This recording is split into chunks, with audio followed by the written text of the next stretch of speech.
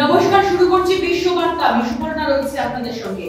ভারত পাকিস্তান সম্পর্কের আরো অবনতি, সীমান্তে রাতভর গুলির লড়াই, দেশের সেনার মধ্যে হতাহতের খবর নেই। এখনো ছাড়া হয়নি বিএসএফ এর জওয়ানকে। রাতভর আলোচনা। গতকালই পাকিস্তান সীমান্তে ভুল করে ঢুকে পড়েছিলেন বাঙালি জওয়ান।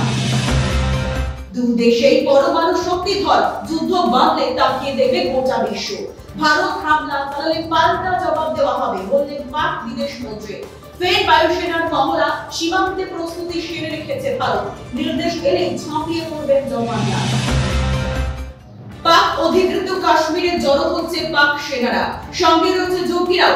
ভারত পাক অধিকৃত কাশ্মীরের দখল নিতে পারে শঙ্কা পাক বিদেশ মন্ত্রী। পাক অধিকৃত কাশ্মীর লাভা এলাকায় বাড়ল ভারতীয় সেনার সংখ্যা। পাগলগাঁও মন্ত্রী আতিফ শেখের বাড়ি উড়িয়ে দেওয়া হলো, পর বিস্ফোরণ হয় বাড়িতে।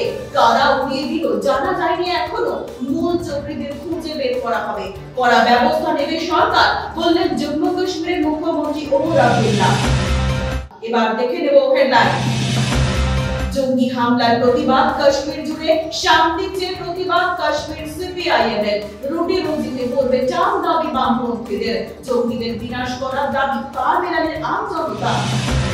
প্রধানমন্ত্রী নরেন্দ্র মোদীর সঙ্গে কথা ফ্রান্সের প্রেসিডেন্টের। জঙ্গি দমন করতে হবে, পাশে থাকবে ফ্রান্স। খুঁজে বের করতে হবে শত্রুদের বললেন ইমানুয়েল ম্যাক্রন।